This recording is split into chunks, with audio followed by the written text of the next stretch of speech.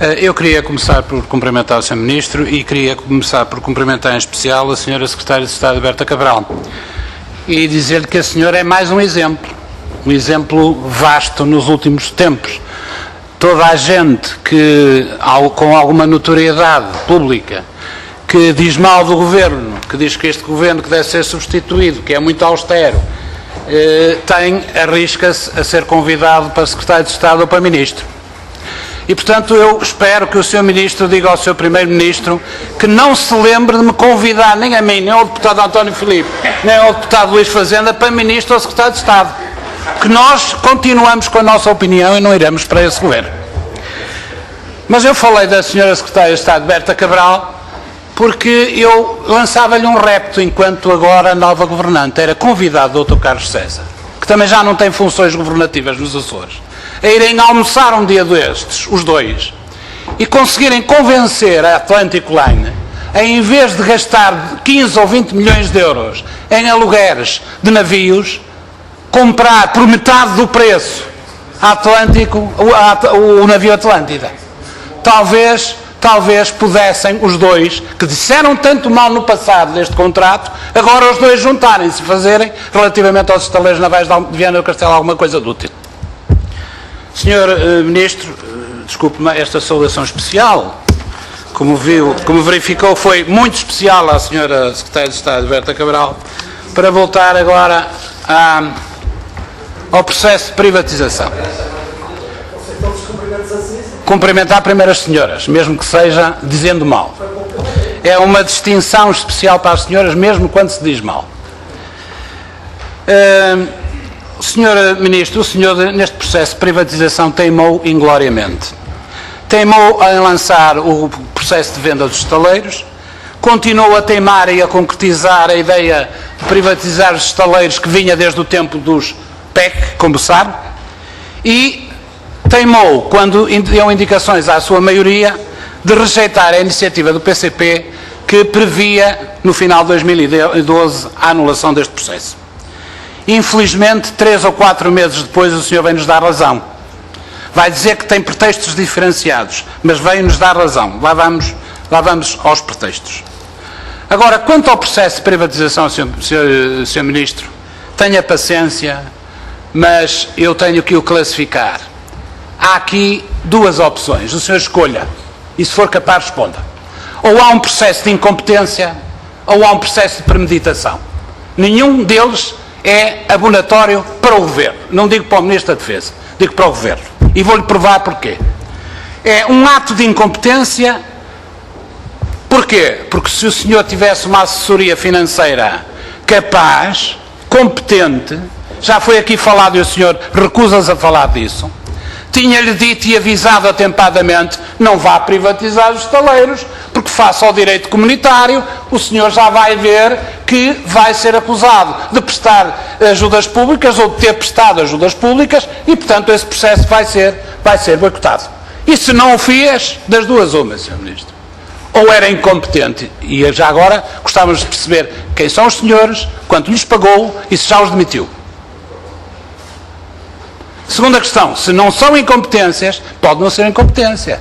E aí é que está a premeditação. É que isto seja uma peça de uma estratégia, e esta é uma expressão que eu já usei publicamente, uma peça de uma estratégia para de facto liquidar os estaleiros navais. Chegar a este ponto. Fazer com que se crie a inevitabilidade. E isto naturalmente obedece a uma estratégia que prevê de facto a extinção de uma empresa. E, portanto, o senhor terá que responder a estas duas questões. Senhor Ministro, o senhor anuncia agora o início da construção de navios para a Venezuela. Eu pergunto-lhe, só agora, podiam estar em construção há 12 meses. Podiam, Sr. Ministro. Podiam. Senão tem que provar aqui que não podiam. Porque é que, mais uma vez, o Governo e a sua maioria rejeitaram aqui uma iniciativa do PCP que previa a mobilização de meios financeiros para que esses navios fossem começados a construir. Dir-me-á que há uma operação financeira, engenharia financeira que permite arrancar ao Sr. Ministro. Tem que provar, tintim por tintim, que a operação financeira que o senhor montou agora, de repente, ad hoc, não podia ter sido montada, esta ou outra, há 12 meses, no início de janeiro, em janeiro de 2012, para avançar com a obra. E se não me conseguir provar, como não consegue seguramente, então eu terei que concluir o quê, Sr. Ministro? O quê?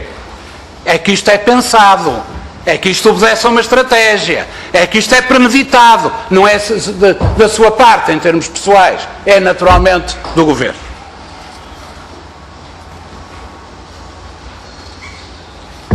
Sr. Ministro, finalmente uma outra questão.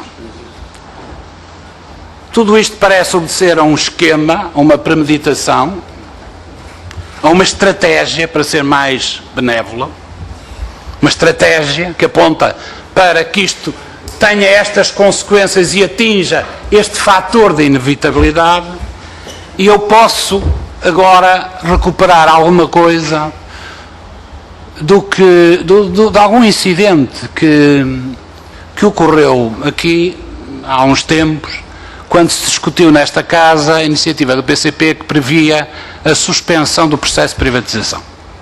É que, afinal, quem tinha razão era o Sr. Vanzeler. Pois é, Sr. Ministro, eu sei. É que o Sr. Vanzeler o que dizia que o que era preciso era libertar os estaleiros daqueles trabalhadores velhos, defeituosos, anquilosados, com vícios, enquistados ao sindicalismo, com direitos, limpar aquilo tudo e entregar a empresa a um grupo que, enfim, levasse a infraestrutura limpa de esbulhos. E, portanto, o que eu acho é que, afinal, ele se calhar falava com conhecimento de causa, Sr. Ministro. E que, portanto, nós estamos, de facto, perante uma estratégia que, se calhar, está agora a ter mais uma etapa. O pretexto para esta inevitabilidade, já sabemos qual é. A decisão da Comissão Europeia, sim senhor, privatização nem pensem, porque os 180 milhões de euros vão ser considerados ajudas públicas, pensem noutra estratégia. E, portanto, o Governo agarra neste pretexto para nos confrontar, a nós, aos trabalhadores dos estaleiros, à população e à economia do país perante a tese da inevitabilidade. Ó, Sr. Ministro, fartos de tese de inevitabilidade somos nós. E eu acho que temos outro caminho. E o outro caminho, Sr. Ministro, mais uma vez, terceira vez, já lhe referi os navios da Venezuela e a nossa iniciativa do PCP, já lhe referi a privatização e a nossa iniciativa de anulação, aqui sempre rejeitadas pelo senhor e pela sua maioria, agora vou-lhe referir a terceira. O caminho podia ter sido aquele que o senhor rejeitou em setembro de 2011. Sabe qual foi? Eu vou-lhe lembrar. Suspensão imediata da aplicação do plano de viabilização e reestruturação dos estaleiros navais de Viana do Castelo, isto é, aquilo que o senhor há um bocado, e bem, disse que não era nenhum plano e que só previa 420 despedimentos, por um que está aqui nesta iniciativa de setembro de 2011, que era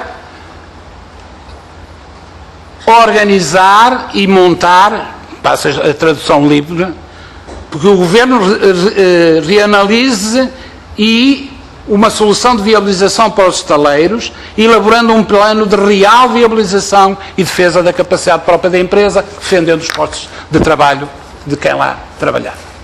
O senhor também, em setembro de 2011, rejeitou esta hipótese. E esta é, apesar de tudo, uma via e um caminho que ainda pode ser trilhado, se o senhor quiser, se o Governo quiser. Duvido que o queira. Mas devo dizer-lhe que vai ser confrontado o senhor e esta maioria, já o anunciei na quarta-feira passada e vou voltar a repeti-lo, é um caminho que os senhores vão ter que rejeitar aqui. E é um caminho que passa por elaboração de um plano de viabilização e reestruturação dos estaleiros com uma administração competente, empenhada e não como aquelas que o senhor e outros governos têm lá colocado nos últimos anos, que governam e gerem à distância, um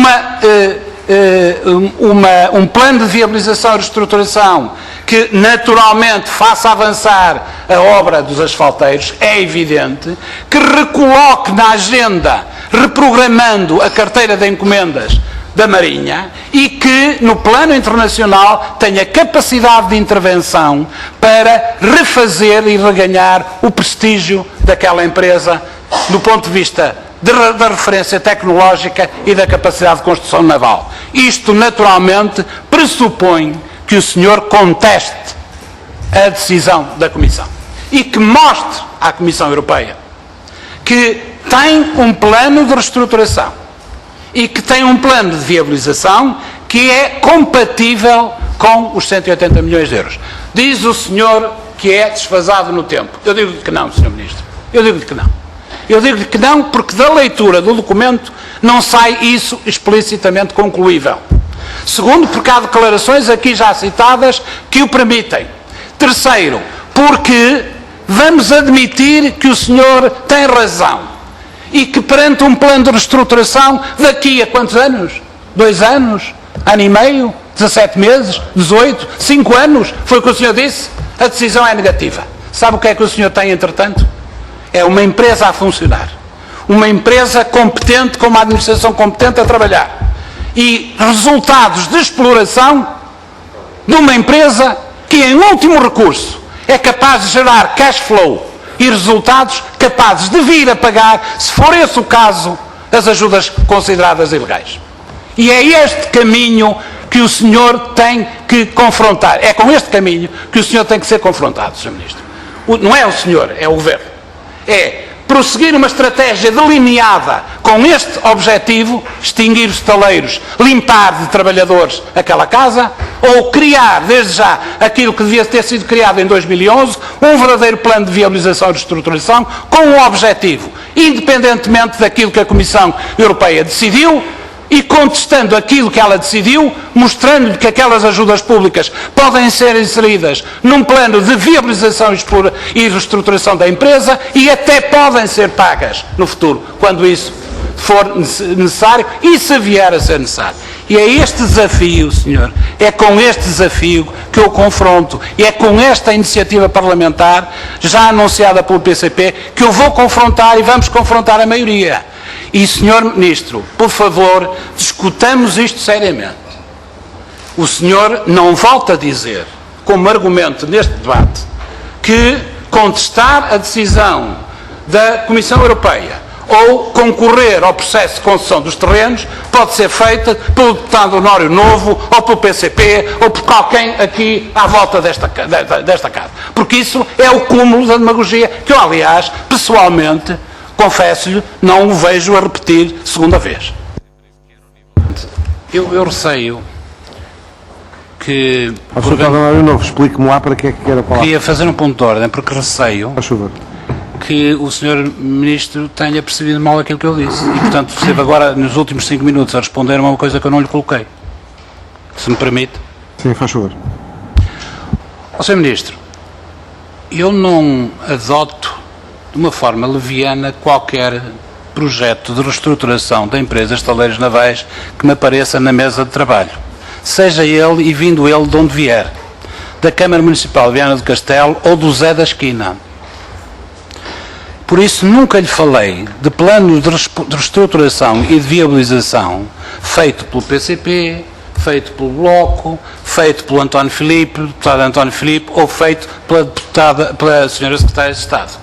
O que eu lhe falei, e insisto que o senhor tem que equacionar como via de trabalho, é, ao mesmo tempo que contesta a decisão da Comissão Europeia, justificadamente e atempadamente, apresentar o senhor, em vez de apresentar uma resolução do Conselho de Ministros, em que resolve fazer um concurso de concessão, resolver no Conselho de Ministros, mandatar a administração da Impordef, está ali o Dr. Vicente Ferreira, que é bem capaz de o fazer se quiser, um plano de reestruturação e viabilização dos estaleiros navais neste enquadramento. E é isto que o senhor tem que fazer. Não é mais ninguém. Qual Câmara, qual carapuça, senhor? Qual Bloco de Esquerda ou qual PCP? É o senhor, é o Governo. É o único que é capaz de fazer isso. E, naturalmente, com a administração tem importância. Sr. Ministro, eu lamento, mas lamento profundamente, quer no plano institucional, quer no plano pessoal, que o Sr. Ministro, a única coisa que invocou em sua defesa para contestar o desafio que lhe lancei, e que é um desafio que o PCP lançou a esta Câmara e a esta maioria em setembro de 2011,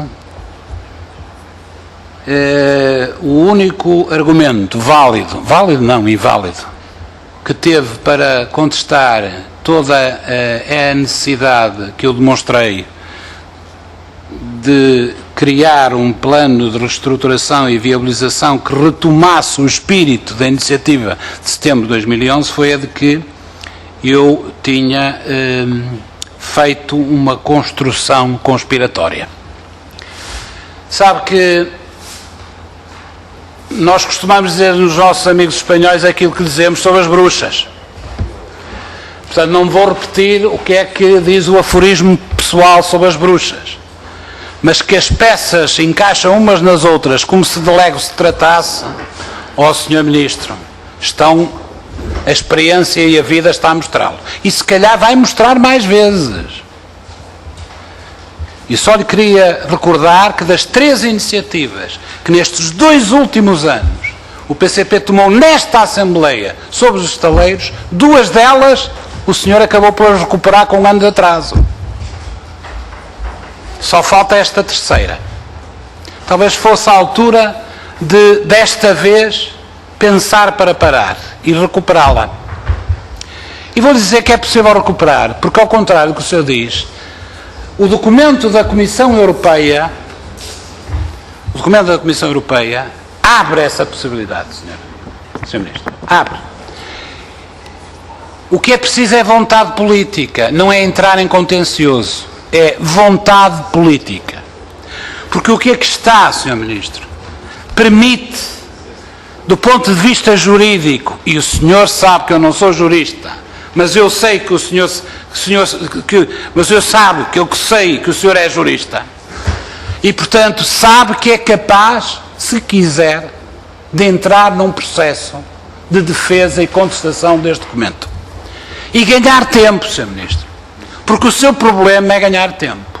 Não me venha dizer que agora é possível construir os asfalteiros e há 1 ano atrás não era possível porque havia custos financeiros associados relativos ao funcionamento da empresa. Ninguém acredita. É um argumento espúrio, deslocado do tempo. Pois é evidente que existe. Mas uma empresa a funcionar, não apenas para os asfalteiros, tem capacidade de gerar resultados de exploração para fazer face a todos esses encargos. E é isso que o senhor não quer. E também não me venha dizer que aqui não diz preto no branco, não abre a possibilidade jurídica de demonstrar à Comissão Europeia que perante um plano de reestruturação, perante um plano de viabilização, é possível ganhar também a guerra dos 180 milhões de euros. Mas eu digo-lhe o seguinte, e insisto e repito, e estou a fazer um esforço, porventura inglório, para o convencer de que, tal como não tinha razão relativamente ao processo de privatização, tal como não tinha razão relativamente ao processo dos asfalteiros, também não tem razão relativamente a isto. Ou pelo menos, Sr. Ministro, dê-me o benefício da dúvida e admita que eu posso ter razão. Porque se me admitir que eu posso ter razão, é meio caminho andado para o senhor encomendar ao Dr. Vicente Ferreira um plano de reestruturação e viabilização da empresa, que ele fará seguramente em menos de 3 meses, que é tanto quanto custa, o quanto tempo leva aquela coisa da subconcessão, não é?